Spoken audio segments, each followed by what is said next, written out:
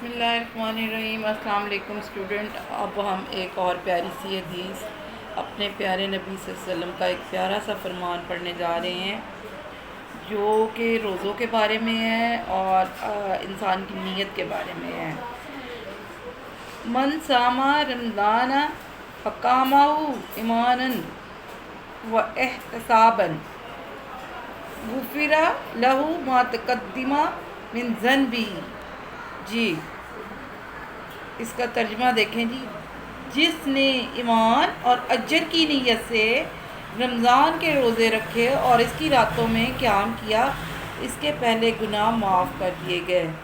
جی بچوں، یہ آپ لوگوں کے سبق کی 15 نمبر حدیث ہے اور اس حدیث میں کیا فرمایا جا رہا ہے؟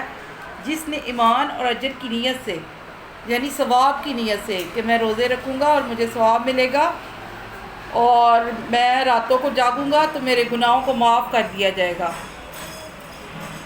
مطلب آپ جب راتوں کو یا راتوں سے جاگنے کو مراد ہے کہ آپ تہجد پڑھتے ہیں، راتوں کو نوافل ادا کرتے ہیں، کیونکہ رمضان کا مہینہ عبادت کا مہینہ ہوتا ہے، تو اس میں جو عبادات رات کے ٹائم کی جائیں گی تو وہ اس نیت سے اگر آپ کرتے ہو کہ میں رات کو اگر قیام کرتا ہوں، یعنی رات کو اگر میں عبادت کرتا ہوں تو جو میرے اس سے پہلے کے گناہ ہوں گے وہ معاف کر دیے جائیں گے۔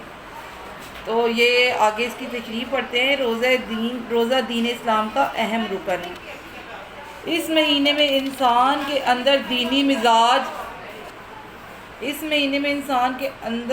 مزاج اور صبر و تقوی پیدا کرنے کے لیے مخصوص دینی فضا جو ہے وہ پیدا ہو جاتی ہے۔ اس ماہ کو نیکیوں کی فصل بہار قرار دیا جا سکتا ہے۔ رمضان کے پورے مہینے کے روزے فرض کر دیے گئے ہیں۔ اب جو کوئی ایمان کے تقاضوں کی تکمیل اور بارگاہ الہی سے ثواب کی امید کے ساتھ روزے رکھے اور اس ماہ مبارک کی راتوں میں اپنے رب کے حضور قیام کرے تو اس کے پچھلے گناہ معاف کر دیے جائیں گے۔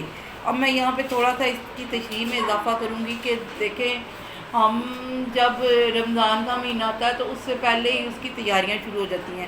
نہ صرف تیاریاں شروع ہو جاتی ہیں بلکہ یہ جو مسلمان ہوتے ہیں وہ مطلب اپنے آپ کو اس حساب سے ڈھالنا شروع کر دیتے ہیں۔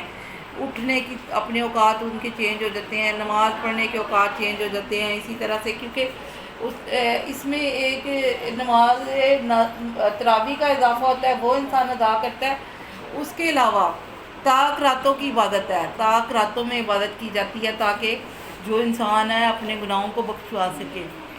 تو رمضان کا ایک الگ ہی سرور ہے، ایک الگ ہی برکت ہے، رمضان کی ایک الگ ہی اس کے اندر چاشنی بھری ہوئی ہے۔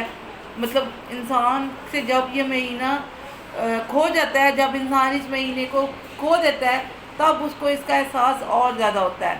تو اس لیے اب ہمارے رب نے پہلے ہی فرما دیا ہے ہمارے پیارے نبی صلی اللہ علیہ وسلم کے ذریعے کہ اپنی نیتوں کو صاف رکھ کے روزے رکھو اور جو ہے قیام کرو تو تمہارے جو پہلے کے گناہ ہیں وہ معاف کر دیے جائیں گے۔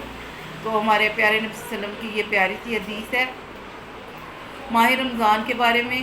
تو انشاءاللہ یہ، اور میں آپ کو ایک چھوٹی سی بات ادھر بتانا چاہوں گی کہ رمضان کے مہینے میں جب رمضان سٹارٹ ہوتا ہے تو مساجد میں بھی مطلب ایک عجیب سا سرور، ایک عجیب سی لطافت آ جاتی ہے، ایک عجیب سی چیز، ایک کیفیت پیدا ہو جاتی ہے عبادت کرنے کی۔ تو یہ اللہ تعالیٰ جو ہے وہ اس لیے کرتے ہیں تاکہ جو ہمارا دینی مزاج ہے اس کے اندر صبر و تقوی پیدا کیا جائے۔ صبر اور تقوی جو ہے وہ پرہیزگاری کی ایک مطلب نشانی ہے۔ آپ اگر صبر کرو گے تو کچھ پاؤ گے، تقوی اور پرہیزگار رہو گے تو آپ کو سب کچھ ملے گا۔ اس لیے جو ہے روزے کو ہمیں اپنانا ہے اور اپنی روزمرہ زندگی میں اس کو لے کے آنا ہے، اور روزے کو صاف نیت کے ساتھ گناہوں کی بخشش کے لیے رکھنا ہے اور صبر کے ساتھ۔ اور صرف روزہ یہ نہیں ہے کہ روزہ آپ کے کھانے پینے کا ہے، روزہ آپ کی زبان کا، آپ کی نیت کا، آپ کے جسم کا، آپ کے ہر چیز کا روزہ ہے، اور روزہ آپ کو بہت ساری برائیوں سے دور لے کے جاتا ہے اور بہت ساری اچھائیوں میں مبتلا کرتا ہے، بہت ساری اچھائیاں آپ کے اندر پیدا کر دیتا ہے۔ اس لیے ہمیں روزے جو ہے یہ اپنے پیارے نبی صلی اللہ علیہ وسلم کی اس حدیث پر عمل کرتی ہے جس نے ایمان اور اجر کی نیت سے، ایمان یعنی اپنے ایمان اپنے دین کے لیے، اجر یعنی ثواب کے لیے، تو جس نے روزہ رکھنا ہے اس نے اپنے کیا اور راتوں کو قیام کرنا ہے، اس کی بخشش ہوگی۔ تو ہمیں ان باتوں پر عمل کرنا ہے اور ان چیزوں کو اپنی زندگی میں لے کے آنا ہے تاکہ ہم بھی کامیاب انسان بن سکیں۔ تو یہ حدیث اتنی سی تھی اور اس کو ہم یہیں پہ ختم کریں گے، نیکسٹ آگے ہم پڑھیں گے، اور یہ حدیث نمبر ہماری تھی 15۔